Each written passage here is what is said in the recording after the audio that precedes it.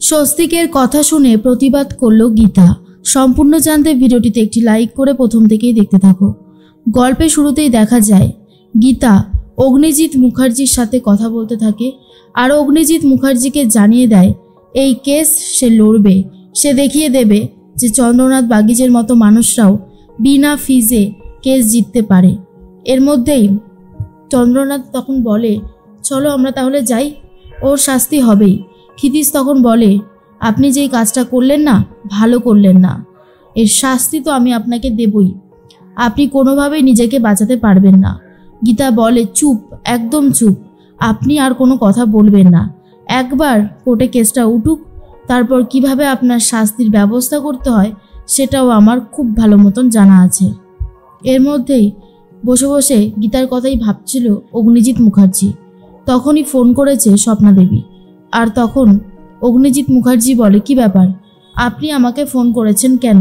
স্বপ্না দেবী বলে, আপনি তো গুরুজন, আপনি চাইলেই সব কিছু ঠিক করে দিতে পারেন, একবার সব কিছু ঠিক করে দিন না, তাহলেই তো সমস্যা মিটে যায়। গীতা তো আপনারই বাড়ির পুত্রবধূ, আপনার ছোট ছেলের বউ, তাহলে ওকে কেন ঘরে তুলছেন না? আর তখনই অগ্নিজিৎ মুখার্জি বলে, আমি ওকে আমার ছেলের বউ বলে মানি না, মানিনি আর মানবও না। তার মধ্যেই স্বপ্না দেবী বলে, ভুল করছেন আপনি, আপনি ভুল করছেন, ওকে একবার মেনে নিন, দেখবেন সমস্ত কিছু ঠিক হয়ে গেছে। ও খুব ভালো মেয়ে, ও কারোর কষ্ট সহ্য করতে পারে না, আপনি একবার ওকে কাছে টেনে নিন, পুত্রবধূর সম্মান দিন না। তখনই অগ্নিজিৎ মুখার্জি বলে, যেই মেয়ে আমার কোনো কথা শোনে না, কোর্টে আমার প্রতিপক্ষ, আমি তাকে কোনোভাবেই এই বাড়িতে ঠাঁই দিতে পারবো না। এর মধ্যে গীতা এসে বলে, কার সাথে কথা বলছো মা? স্বপ্না দেবী বলে, তোর শ্বশুরমশাইয়ের সাথে কথা বলছিলাম।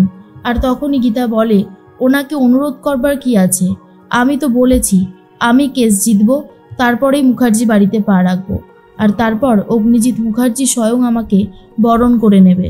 তুমি কি সেই সমস্ত কথাগুলো ভুলে গেলে? স্বপ্না দেবী বলে, কেন এত ঝামেলা করতে চাইছিস গীতা, সব কিছু ঠিক করে নিলেই তো হয়। গীতা বলে, সব কিছু ঠিক করবার মতন সময় এখনো আসেনি, যদি আসে তাহলে নিশ্চয়ই করব। আর এসব নিয়ে তুমিও মাথা ঘামিও না, এসব নিয়ে মাথা ঘামিয়ে কোনো লাভ নেই। আশা করি তুমি আমার কথাটা বুঝতে পেরেছ। তখনই প্রচণ্ড রেগে যাচ্ছে স্বপ্না দেবী। আর গীতা ফোনটা নিয়ে বলে, শুনুন অগ্নিজিৎ মুখার্জি, আপনাকে কিছুই করতে হবে না আমার জন্য, বরং সেই সময়টা এসে গেছে যখন আপনি শাস্তি পাবেন, আর শাস্তি দেবেন স্বয়ং হুজুর। আমি সমস্তটা প্রমাণ করে দেব কোর্টে, তার আগে আমি একটা কথাও আপনার সাথে বলতে চাই না। অগ্নিজিৎ মুখার্জি বলে, তাই নাকি? অতই সহজ? সব কিছু কি হাতের মোয়া পেয়েছো নাকি যে বললেই হয়ে যাবে? গীতা বলে, বললাম তো, ঠিক আমি করে দেখিয়ে দেব। আমি কতদূর কি করতে পারি সেটা আপনাকে দেখানোর সময় এখনো আসেনি, যখন আসবে তখন নিজেই দেখে নেবেন। অগ্নিজিৎ মুখার্জি বুঝতে পারে গীতা প্রচণ্ড বার বেড়েছে, তাই গীতাকে ঠান্ডা করা দরকার। প্রলয় এসে বলে, দাদা দাদা, আমি হাত জোর করে বলছি, চাইলে তুমি সব কিছু ঠিক করে দিতে পারো, তুমি ঠিক করে দাও না। আজ স্বস্তিকটা কতদিন হলো বাড়ির বাইরে রয়েছে, সাত্বিক বাড়িতে নেই, তুমি তো লড়াই করতে করতে নিজের পরিবারের মধ্যেই লড়াই শুরু করে দিয়েছো। কেন এমনটা করছো দাদা, কেন করছো এমনটা? অগ্নিজিৎ মুখার্জি বলে, যার এই বাড়িতে থাকার ইচ্ছা থাকবে, যার থাকার ইচ্ছা না সে থাকবে না। আমি আর এক্সট্রা একটা কথাও শুনবো না। কেন শুনবো আমি এই সমস্ত কথা? কখনো না। আর শোন প্রলয়, তুই এসবের মধ্যে থাকিস না, এইসবের মধ্যে থেকে ঝামেলা বাড়াস না, বুঝেছিস? অনেক তো ঝামেলা হলো, এবার তুই না হয় সরে যা। আর তখনই প্রলয় বলে, ভালো করে বলছি, তুমি শুনছো না তো? এরপর যখন খারাপ কিছু হবে তখন মেনে নিতে পারবে তো? গিনি তখন বলে, আমার শ্বশুরমশাইয়ের সাথে কখনো কিছু খারাপ হবে না, আমি প্রতিবাদ করব, দরকার পড়লে গীতার সম্মুখে দাঁড়াবো আমি। প্রলয় তখন বলে, তুমি তোমার বোনের বিরুদ্ধে বলছো প্রতিবাদ করবে? তোমার বোন তো ঠিকই করছে, আর তুমি তোমার বোনকে সাপোর্ট করতে পারছো না কেন গিনি? গিনি তখন বলে, আমি শ্বশুরমশাইকে সাপোর্ট করছি, ওনাকে আমি বাবা বলে ডেকেছি, ওনার ভালো মন্দ সবটা আমাদের সাথে জড়িয়ে রয়েছে। আমি যদি আমার বাবাকে সাহায্য করতে না পারি তাহলে আমি কেমন বৌমা হলাম? আমি তো সেটা হতে দেব না। রাকা তখন বলে, একদম ঠিক বলেছে গিনি, আমাদের দাদাকে জিততেই হবে, অগ্নিজিৎ মুখার্জি কখনো হারতে পারে না। এর মধ্যেই গীতাকে ফোন করে গিনি আর বলে, শোন, তোকে একটা কথা বলি গীতা, আমার শ্বশুরমশাইকে তুই হারাতে পারবি না, উনি জিতবে, উনি জিতে দেখিয়ে দেবে, প্রয়োজন পড়লে তোকে আমার সাথেও লড়াই করতে হতে পারে। গীতা বলে, দিদি, যদি এইরকম দিন আসে তাহলেও আমি ভয়ে পিছুপা হব না, আমি সব সময় মাথা উঁচু করে বাঁচতে শিখেছি আমার বাবার কাছ থেকে, আর আমি সেটাই করব। অন্যায়ের প্রতিবাদ আমি করবই, কেউ আমাকে আটকাতে পারবে না, চাইলে তুইও পারবি না, দেখে নিস। এরপর গিনি বলে, দেখতে চাই তুই কি করতে পারিস। ফোনটা কেটে দেয় গিনি। আর তার মধ্যেই স্বস্তিক বলে, গীতা, চাইলে তো সব কিছু ঠিক করে নেওয়াই যেতে পারে, তাই না? গীতা তখন বলে, এসব আপনি কি বলছেন স্বস্তিকবাবু? এসব আপনি বলতে পারেন না। আপনি সব কিছু জেনেই আমাকে বিয়ে করেছিলেন, এখন এই সমস্ত কথা বললে হবে? তখনই গীতা বলে, আমি সবসময় সত্যের পক্ষে লড়াই করেছি। হাল ছেড়ে দেওয়ার কথা কোথা থেকে আসছে? আমি হাল ছেড়ে দেব না। তখন স্বপ্নাদেবী বলে, তাহলে তুই কি চাইছিস? কেন বুঝতে পারছিস না? লড়াই করতে গিয়ে তুই তো সংসারটাকে হারিয়ে ফেলবি। গীতা বলে, সংসার যদি করবার থাকে তো হবে, আর যদি করবার না থাকে তো হবে না। এসব নিয়ে আমি অত ভাবছি না মা, তুমিও আর এসব ভেবো না।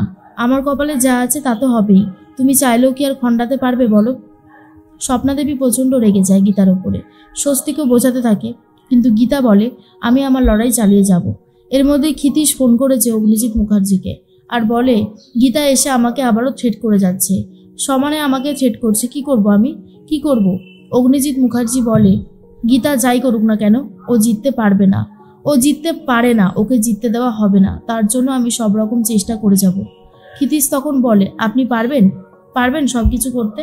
অগ্নিজিৎ মুখার্জি বলে, পারতে যে আমাকে হবেই। এর মধ্যেই সকাল হতেই গীতা কোর্টে চলে গেছে, ভজনকে ডাকতে থাকে। ভজন তখন বলে, কি ব্যাপার, তুই কোর্টে এসেছিস কি করতে? গীতা বলে, ফিস জানতে, ভাবছি একটা কেস লড়াবো। আপনি জানেন আপনার স্যারের ফিস কত? অবশ্য আপনি তো হলেন, কি বলবো, চালা, তা আপনি জানবেন না মনে। অগ্নিজিৎ মুখার্জিকে আমি ফোন করি। এরপর অগ্নিজিৎ মুখার্জিকে ফোন করেছে।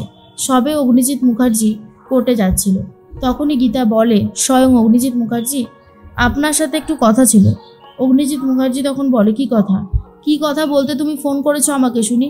গীতা তখন বলে, ভাবছিলাম আপনাকে দিয়ে একটা কেস লড়াবো, আমি আধার কার্ডগুলো সাথে করে এনেছি। এসব শোনার পর অগ্নিজিৎ মুখার্জি কিছুই বুঝতে পারে না, আর বলে, কি বলতে চাইছো, কি বলতে চাইছো? তোমার কোনো কথাই আমার মাথার মধ্যে ঢুকছে না।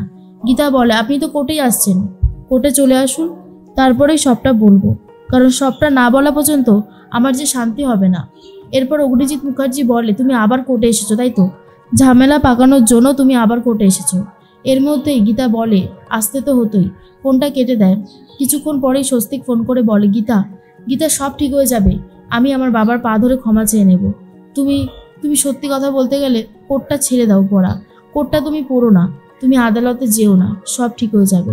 কিন্তু গীতা স্বস্তিকের এই কথায় প্রতিবাদ করে আর বলে, সরি স্বস্তিকবাবু, এটা তো হবে না, কারণ আমি প্রতিবাদ করব। আপনি কোর্টের বাইরে দেখেছেন চন্দ্রনাথ বাগিচের মতন অনেক মানুষ যারা বিচারের জন্য প্রতিনিয়ত কেঁদেই চলেছে, আমি তাদের পাশে আছি, থাকবো। স্বস্তিক আর কিছু বলতে পারে না।